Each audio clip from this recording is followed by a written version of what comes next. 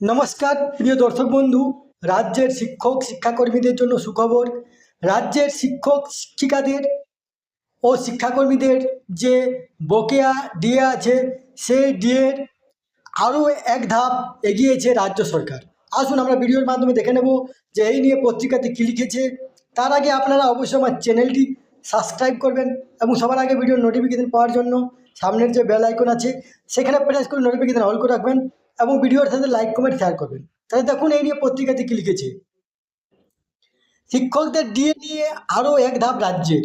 শিক্ষক ও শিক্ষাকর্মীদের মহার্ঘ ভাতা প্রদানের জন্য আগেই কর্মরত শিক্ষক ও শিক্ষাকর্মীদের বিস্তারিত তথ্য চেয়ে পাঠিয়েছে উচ্চশিক্ষা দপ্তর।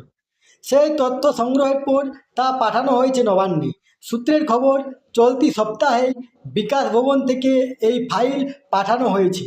স্কুল শিক্ষা ও উচ্চশিক্ষা দপ্তর আলাদাভাবে বকেয়া ডিএর হিসাব নিকাশ শুরু করেছিল।